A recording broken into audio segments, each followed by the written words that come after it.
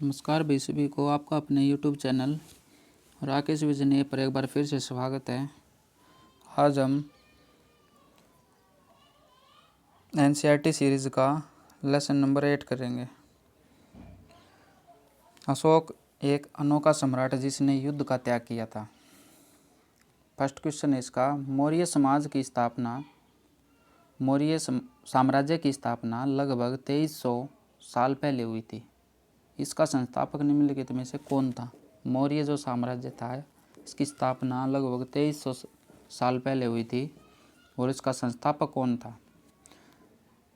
इसका संस्थापक चंद्रगुप्त मौर्य था। मौर्य साम्राज्य का संस्थापक चंद्रगुप्त मौर्य था। कौटिल्य ने साम्राज्य स्थापना में चंद्रगुप्त की सहायता की थी। कौटिल्य ने साम्राज्य स्थापना में चंद्रगुप्त की सहायता की थी। कौटिल्य द्वारा लिखित प्रसिद्ध पुस्तक का नाम निम्नलिखित में से कौन सा क्या है?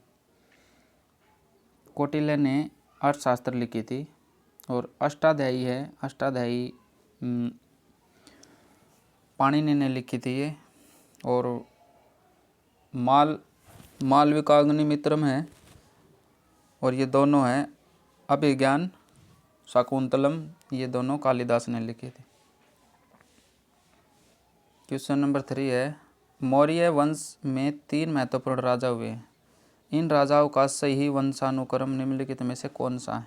सबसे पहले इनका क्रमवाइज तरीके से लिखना है,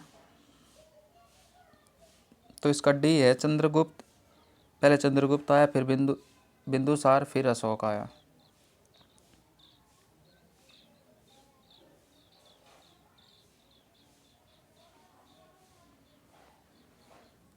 अशोक बिंदुसार का पुत्र था तथा बिंदुसार चंद्रगुप्त का था। मौर्य साम्राज्य की राजधानी निम्नलिखित में से कौन सी थी? क्वेश्चन नंबर 4, मौर्य साम्राज्य की राजधानी निम्नलिखित में से कौन सी थी? पाटलिपुत्र, उज्जैन, सांची, तक्षशिला। तो मौर्य साम्राज्य की जो राजधानी है ये पाटलिपुत्र थी। मौर्य साम्राज्य की जो राजधानी है ये पाटलिपुत्र थी।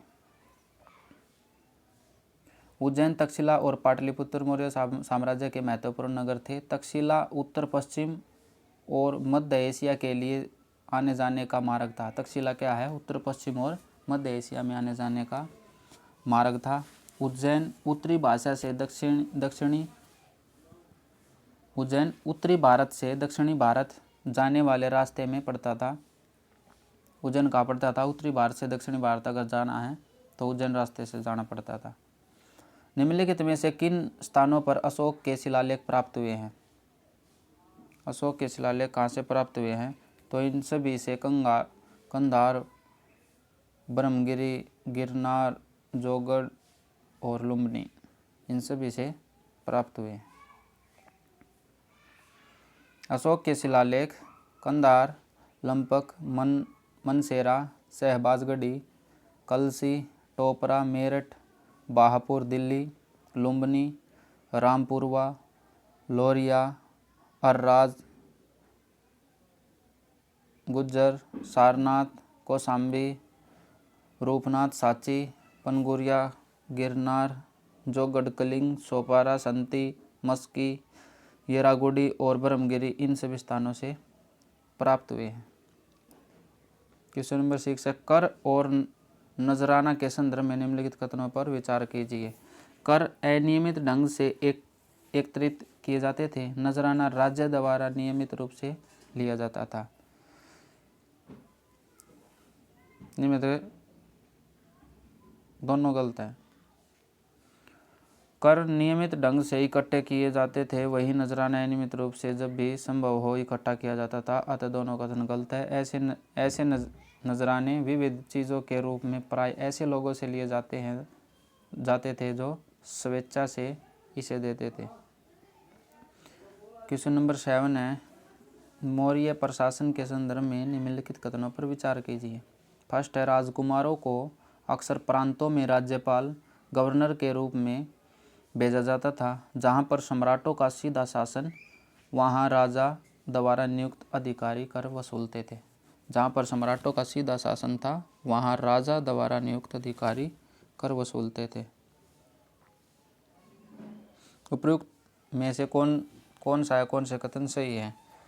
तो ये दोनों ठीक है। उपयुक्त दोनों कथन सही है। कुछ हद तक छोटे क्षेत्रों या प्रांतों या पाटलिपुत्र से नियंत्रित रखा जाता था और वहाँ राजकुमारों को राज्यपाल के रूप में भेजा जाता था। पाटलिपुत्र से नियंत्रित रखा जाता था कुछ छोटे छोटे क्षेत्रों को, छोटे छोटे प्रांतों को, और वहाँ पर जो राजकुमार थे वे उन्हें राज्यपाल के रूप में भेजा जाता था। पाटलिपुत्र और उसके आसपास के इलाकों पर सम्राट का सीधा नियंत्रण था।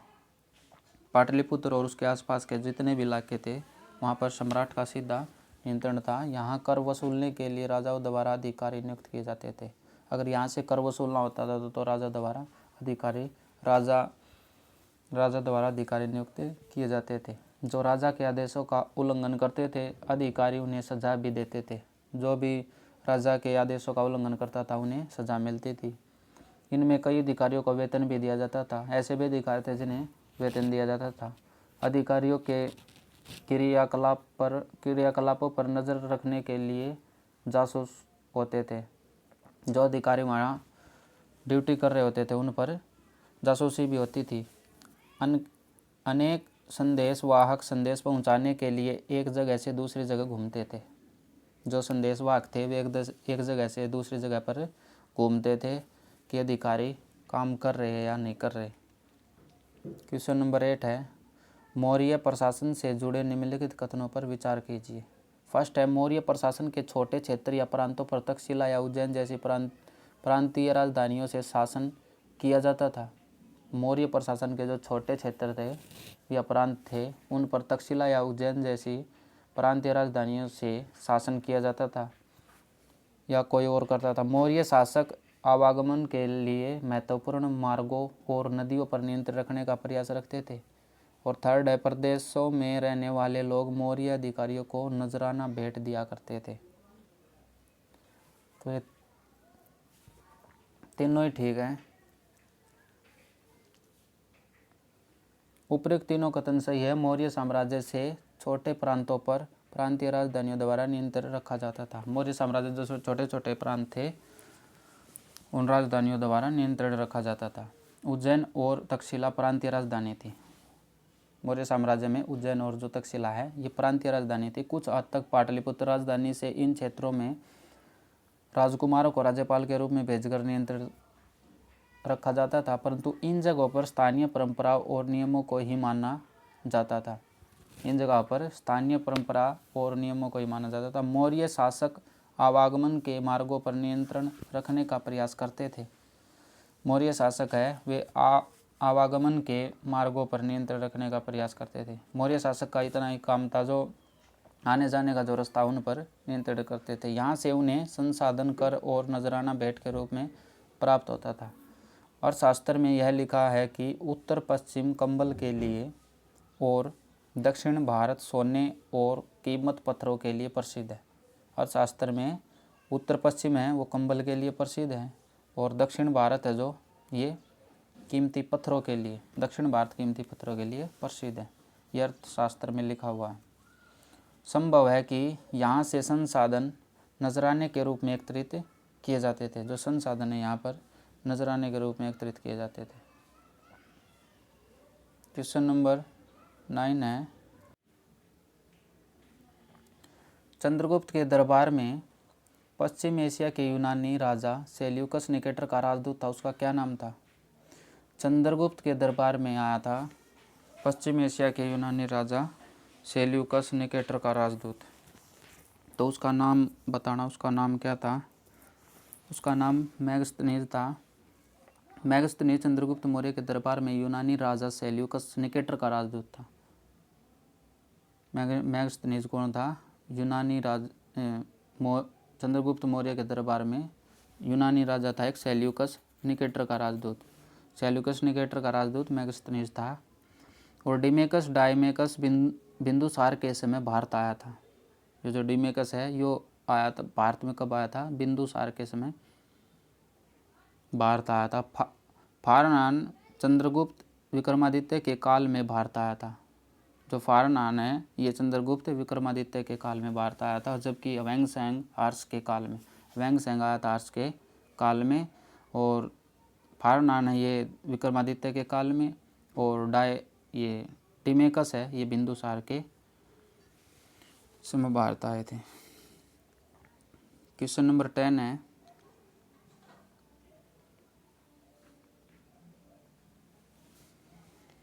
मैगस्थनीज ने भारत में जो कुछ देखा उसका विवरण दिया। मैगस्थनीज भारत आया था तो उसने जो कुछ देखा उसका विवरण किया। सम्राट के विषय में उसके विवरण के संदर्भ में निम्नलिखित कथनों पर विचार कीजिए। सम्राट के विषय में उसके क्या क्या विवरण थे वे बताने हैं। सम्राट के जनता को सामने आने के अवसरों पर शोभा यात्रा के रूप में जश्न होता था।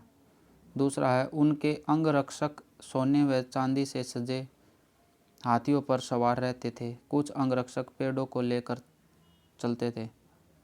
थर्ड है, राजा सामान्यतः होशियारबंद महिलाओं से घिरे होते थे। ये तीनों कथन सही है।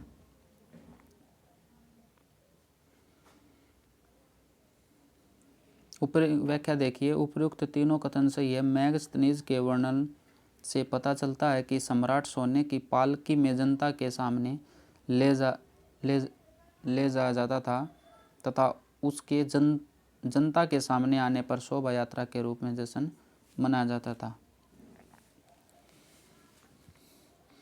अंगरक्षक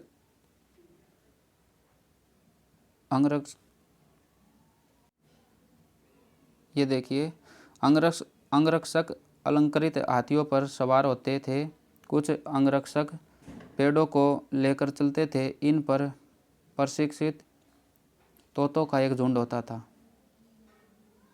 जो सम्राट के सिर के चारों तरफ चक्कर लगाता था। राजा को हमेशा डर रहता था कि कोई उसकी हत्या न कर दे, इसलिए राजा हथियारबंद महिलाओं से घिरा रहता था।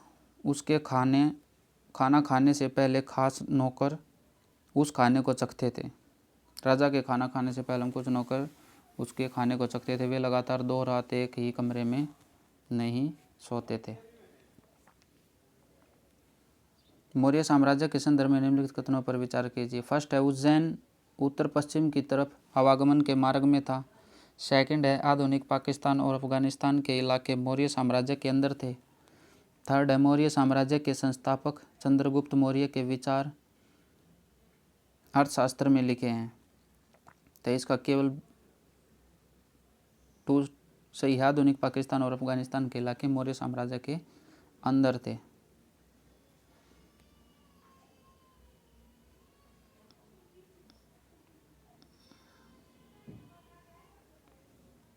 कथन एक गलत है क्योंकि उज्जैन उत्तरी भारत से दक्षिण भारत जाने के मार्ग में पड़ता था। उज्जैन कहाँ पर पड़ता था? उत्तरी भारत से दक्षिण भारत जाने के मार्ग में पड़ता था उज्जैन। जबकि तक्षशिला उत्तर पश्चिम और मध्य एशिया के लिए आने जाने का मार्ग था। अर्थशास्त्र में चंद्रगुप्त के नहीं बल्कि कौटिल्य के विचार हैं, अतः कथन 3 भी गलत है। अर्थशास्त्र में कौटिल्य के विचार है, चंद्रगुप्त के नहीं है। अर्थात अर्थशास्त्र के जो रचयिता है ये कौटिल्य का ही अन्य नाम चाणक्य था। कौटिल्य का अन्य नाम क्या था? दूसरा नाम क्या था? चाणक्य था। उसे विष्णुगुप्त के नाम से भी जाना जाता है। कौटिल्य के नाम देख लिए, कौटिल्य, चाणक्य और विष्णुगुप्त, ये तीनों एक ही आदमी के नाम है। अशोक के संबंध में निम्नलिखित कथनों पर विचार कीजिए। फर्स्ट है, अशोक ऐसा पहला शासक था जिसने अभिलेखों द्वारा जनता तक अपना संदेश पहुंचाने की कोशिश की। उन्होंने अभिलेख लिख के जनता तक अपना संदेश पहुंचाया। अशोक के ज़्यादातर अभिलेख खरोष्ठी लिपि में हैं। अशोक ने अपने एक अभिलेख में कलिंग युद्ध का वर्णन किया है। उपयुक्त कथनों में से कौन सा सही है? कथन 1 और 3 सही है, मतलब ऑप्शन सी ठीक है इसका। जबकि कथन 2 गलत है। अशोक के ज़्यादातर अभिलेख प्राकृत भाषा और ब्राह्मी लिपि में थे। प्राकृत भाषा और ब्राह्मी लिपि में थे, न कि खरोष्ठी लिपि में। कलिंग तटवर्ती उड़ीसा का प्राचीन नाम है। कलिंग है जो, ये तटवर्ती उड़ीसा का प्राचीन नाम है। अशोक ने अपने एक अभिलेख में कलिंग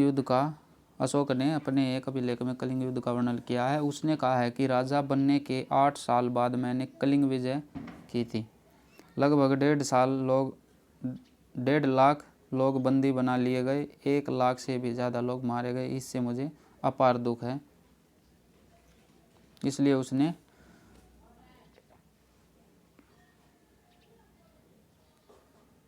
एक अभिलेख में कलिंग युद्ध का वर्णन किया था। कलिंग युद्ध में 13 क्वेश्चन है। कलिंग युद्ध में जन हानि से दुख होकर अशोक ने धम्म का पालन करने एवं दूसरों को इसकी शिक्षा देने का निश्चय किया।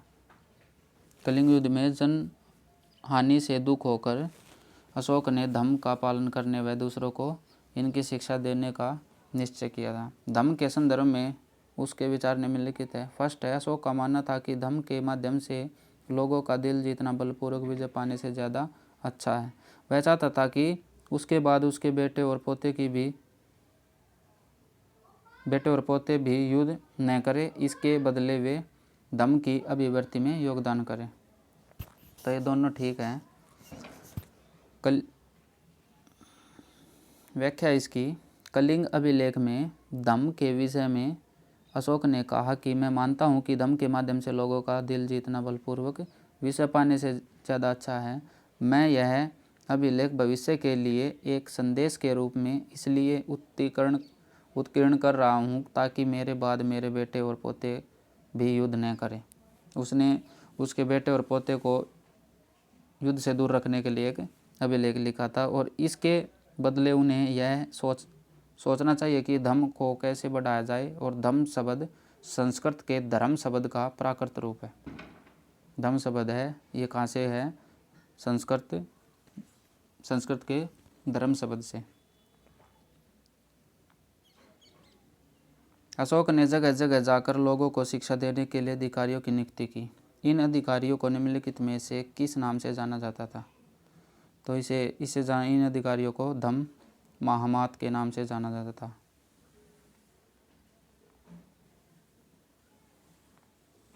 धम्म के प्रचार के लिए अशोक ने जिन साधनों का प्रयोग किया उनके संदर्भ में निम्नलिखित कथनों पर विचार कीजिए।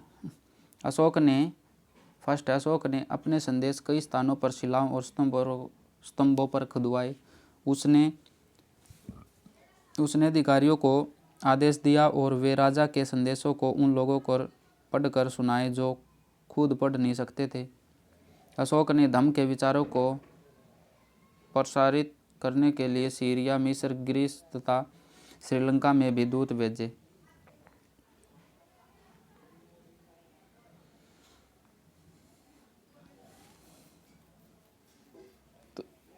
तो तीनों ही कदम उठाए थे। अशोक ने धम्म के प्रचार के लिए उक्त सभी कदम उठाए थे, अतः तीनों कथन सत्य है। क्वेश्चन नंबर 16, आधुनिक भारत की ज़्यादातर लिपियाँ पिछले सैकड़ों वर्षों में निम्नलिखित में से किस लिपि से उत्पन्न हुई हैं? देवनागरी से हुई है, तमिल से, बांग्ला से, ब्राह्मी से। तो ब्राह्मी से हुई है। कहाँ से हुई? ब्राह्मी से। आधुनिक भारत की ज़्यादातर लिपियाँ जैसे देवनागरी, तमिल, बांग्ला, मलयालम सभी ब्राह्मी लिपि से उत्पन्न हुई लिपि है। नेक्स्ट क्वेश्चन है, अपनी प्रजा के लिए अशोक द्वारा दिए गए संदेशों के संदर्भ में निम्नलिखित कथनों पर विचार कीजिए। अपनी प्रजा के लिए अशोक द्वारा दिए गए संदेश, अपनी प्रजा को क्या क्या संदेश दिए थे सम्राट अशोक ने? फर्स्ट है, विभिन्न अवसरों पर किए जाने वाले अनुष्ठान और कर्मकांड किसी के नहीं हैं। सेकंड है, उसने कर्मकांड के स्थान पर दूसरी रीतियाँ बनाई थी। ये रीतियाँ हैं अपने दासों और नौकरों के साथ अच्छा व्यवहार करना, बड़ों का आदर करना, सभी जीवों पर दया करना और ब्राह्मणों तथा श्रमणों को दान देना।